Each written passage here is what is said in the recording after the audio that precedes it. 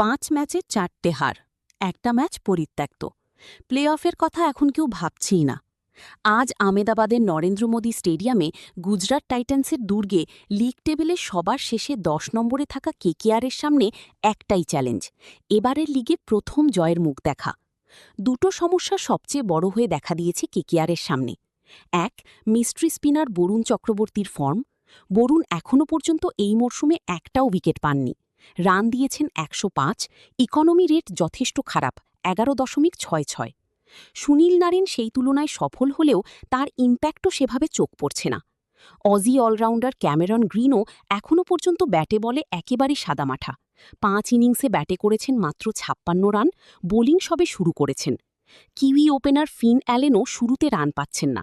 তার বদলে team Seifert বা রাচিন রবীন্দ্রকে খেলানোর সুযোগ থাকলেও সেই রাস্তায় এখনও যায়নি কেকেআর।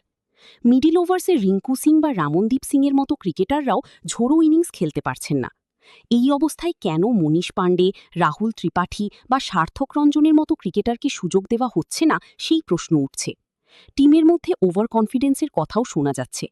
তার উপরে এই লিগে একবার টানা হারতে শুরু করলে যে কোনো টিমের আত্মবিশ্বাস ধাক্কা খেতে বাধ্য।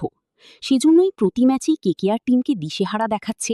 সঠিক কম্বিনেশন কী হতে পারে, কিভাবে জয়ের মুখ দেখা যাবে তা পরিষ্কার হচ্ছে না।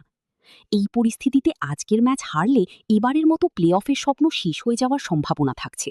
কারণ প্লে অফ নিশ্চিত করতে হলে প্রতি টিমকে অন্তত 8টি জয় নিশ্চিত করতে হয়, অর্থাৎ 16 পয়েন্ট হাতে থাকাটা দরকার। সেখানে পৌঁছতে হলে বাকি 9টা ম্যাচের মধ্যে কেকেআরকে অন্তত 8টি ম্যাচ জিততে হবে। অন্যদিকে 4 ম্যাচে 4 পয়েন্ট নিয়ে লিগ টেবিলে এখন 6 নম্বরে আছে গুজরাট টাইটান্স। শুভমান গিলের টিমকে গত ম্যাচের পরে অনেক ছন্দবদ্ধ দেখাচ্ছে। শুরুতে সাই সুদর্শন ও শুভমান, তারপরে যশ বাটলার, যিনি পরপর দুটো ম্যাচে হাফ সেঞ্চুরি করে ফর্মে। তারপরেও থাকছেন ওয়াশিংটন সুন্দর, গ্লেন ফিলিপস, রাহুল তেওটিয়ার মতো ব্যাটার। বল হাতে বিধ্বংসী হতে পারেন রশিদ খান। এছাড়া পেস বোলিং ডিপার্টমেন্টে থাকবেন কাগিসো রাবাডা, প্রসিদ কৃষ্ণা, মোহাম্মদ সিরাজ ও অশোক শর্মা। সব মিলিয়ে টিমের ব্যালেন্স যথেষ্ট ভালো। আমেদাবাদের উইকেট ভালো, টস জিতলে এখানে আগে ব্যাটিং নেওয়াই প্রত্যাশিত। কারণ বছরের এই সময়ে শিশিরের প্রভাব তেমন পড়ে না। যে টিমই আগে ব্যাট করুক না কেন, পার স্কোর এখানে 200+। তাপমাত্রা 30 থেকে 35 ডিগ্রির মধ্যে থাকবে।